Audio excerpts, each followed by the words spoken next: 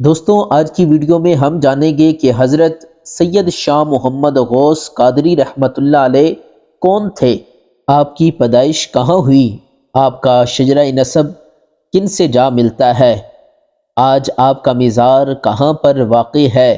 مکمل تفصیل اس ویڈیو کے اندر آپ کو فراہم کی جائے گی، ویڈیو کو آخر تک ضرور دیکھیں۔ جیسے ہی مزار شریف کے داخلی دروازے میں داخل ہوں گے تو سامنے آپ کو بہت بڑا سا مسجد کا صحن نظر آئے گا۔ یہ جو آپ کو بڑا سا صحن نظر آ رہا ہے، یہ مسجد کا صحن ہے۔ اس صحن کو فائبر کی چادر لگا کر اوپر سے مکمل کور کیا گیا ہے۔ السلام علیکم ورحمۃ اللہ وبرکاتہ۔ خوش رہیں، آباد رہیں، سدا سلامت رہیں۔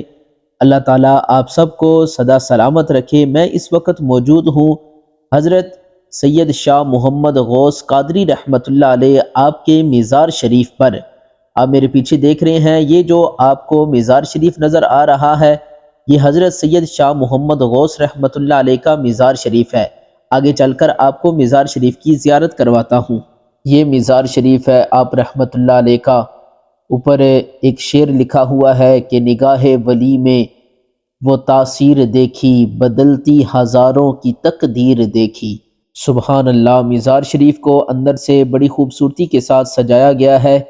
اوپر دیکھ سکتے ہیں ماشاءاللہ، مزار شریف کے چاروں اطراف سنگ مرمر لگا ہوا ہے۔ سبحان اللہ۔ اور باہر یہ ایک لوہے کی جالی لگائی گئی ہے تاکہ لوگ مزار شریف کے اندر نہ آئیں بلکہ یہی باہر سے سلام کیا کریں۔ اور میرے دائیں جانب یہ سرخ رنگ کا آپ کپڑا دیکھ رہے ہیں، یہ جو سرخ رنگ کا کپڑا یہاں پر پردے کے لیے لگایا گیا ہے، تو یہاں پر عورتوں کے لیے یہ پردے کا انتظام کیا گیا ہے۔ عورتیں یہاں پر آ کر سلام عرض کرتی ہیں۔ مزار شریف بڑا خوبصورت بنا ہوا ہے۔ مسجد کا جو باہر ایک برآمدہ اور صحن ہے، مسجد کے اندر بھی ہر طرف آپ کو سنگ مرمر دکھائی دے گا۔ کچھ لوگ یہاں پر نوافل ادا کر رہے ہیں، چونکہ نماز کا تو وقت نہیں ہے۔ سبحان اللہ، سبحان اللہ۔ حضرت سید شاہ محمد غوث گیلانی قادری رحمۃ اللہ علیہ کا مزار لاہور میں بیرون دہلی دروازے کے قریب سرکل روڈ اور نئی سڑک کے درمیان واقع ہے۔ آپ رحمۃ اللہ علیہ 1091 ہجری میں پشاور کے قریب کوٹلہ محسن خان نامی گاؤں میں پیدا ہوئے۔ ابتدائی تعلیم اپنے والد حضرت سید حسن شاہ رحمۃ اللہ علیہ سے حاصل کی اور 18 سال کی عمر میں علوم ظاہریہ میں مہارت حاصل کی۔ مزید تعلیم کے لیے آپ نے کابل، جلال آباد، اٹک، راولپنڈی، لاہور، دہلی، اجمیر اور دیگر علاقوں کا سفر کیا۔ بعد ازاں لاہور میں مستقل قیام فرمایا اور دین اسلام کی تبلیغ و اشاعت میں مصروف رہے۔ آپ رحمۃ اللہ علیہ کا سلسلہ نسب امام الاولیاء، قطب الاقطاب، غوث الثقلین، محبوب سبحانی، حضرت سید محی الدین عبد القادر جیلانی رحمۃ اللہ علیہ سے جا ملتا ہے۔ یعنی آپ کا سلسلہ نسب پیروں کے پیر دستگیر حضور غوث اعظم رضی اللہ تعالی عنہ آپ سے جا کر ملتا ہے۔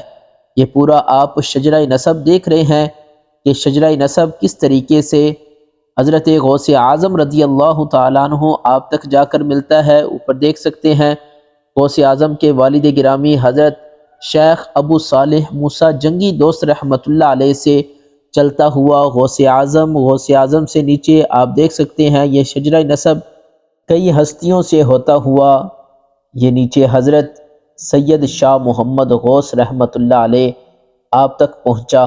مزار شریف کے ساتھ عالی شان قسم کی مسجد تعمیر کی گئی ہے۔ یہ مسجد کے اندر کے مناظر ہیں۔ سبحان اللہ۔ اللہ والے جہاں پر بھی گئے ہیں، انہوں نے جہاں پر ڈیرا لگایا ہے وہاں پر اللہ کا گھر انہوں نے سب سے پہلے بنایا ہے۔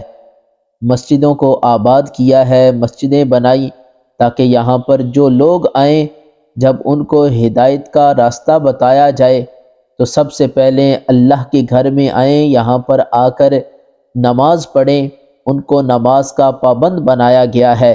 جب خود بندہ نیک ہوتا ہے، نمازی ہوتا ہے، تو اس کی کوشش ہوتی ہے کہ میرے ماننے والا، میرا دوست بھی نمازی ہو، نیک ہو، متقی ہو، پرہیزگار ہو، اس لیے یہاں پر اللہ کا گھر بنایا گیا ہے۔ اللہ تعالی ہمیں اپنی مساجدوں کو آباد کرنے کی توفیق عطا فرمائے۔ آپ رحمۃ اللہ علیہ کا عرس مبارک ہر سال ربیع الاول کے مہینے میں منایا جاتا ہے۔ کثیر تعداد میں لوگ آپ کے دربار پر حاضری دیتے ہیں۔ جیسے ہی آپ مزار شریف کے اندر داخل ہونے لگیں گے تو سب سے پہلے دائیں جانب وضو خانہ دکھائی دے گا۔ یہاں پر وضو وغیرہ کیا جاتا ہے۔ ماشاءاللہ وضو خانہ بھی بہت پیارا خوبصورت سا بنایا گیا ہے۔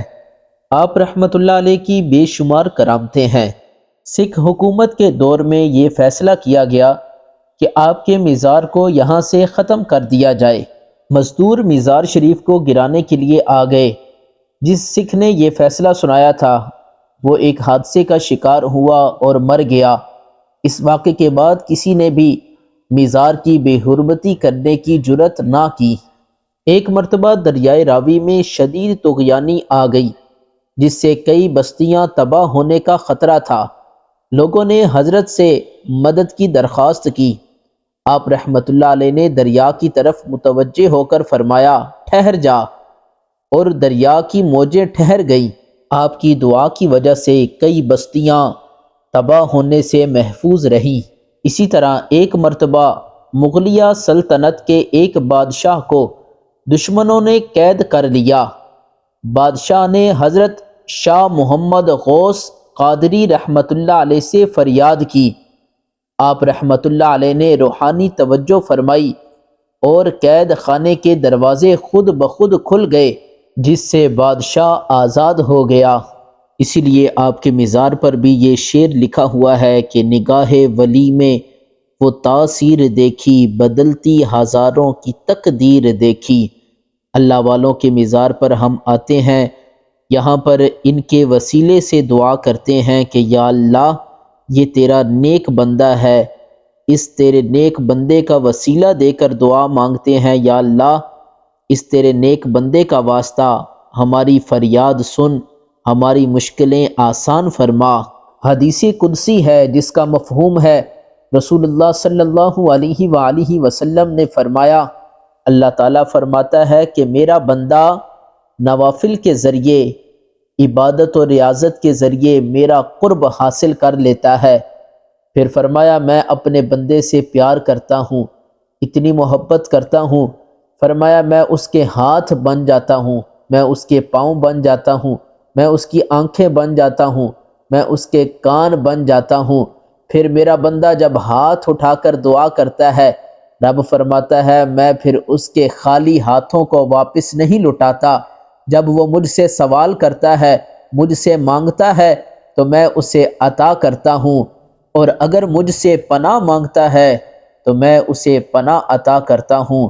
اس لیے ہم بڑے گناہ گار ہیں، بڑے سیاکار ہیں، اس لیے ہم ان اللہ والوں کے پاس آئے ہیں۔ یا اللہ یہ تیرا مقبول بندہ ہے، اس اپنے مقبول بندے کے صدقے ہماری مشکلیں آسان فرما۔ امید کرتا ہوں ویڈیو آپ کو پسند آئی ہوگی۔ اگر پسند آئی ہے تو ہمارے چینل کو لائک کر دیں، سبسکرائب کر لیں، بیل آئیکن کو دبا دیں تاکہ ہر آنے والی ویڈیو کا نوٹیفیکیشن وقت پر آپ تک پہنچ سکے۔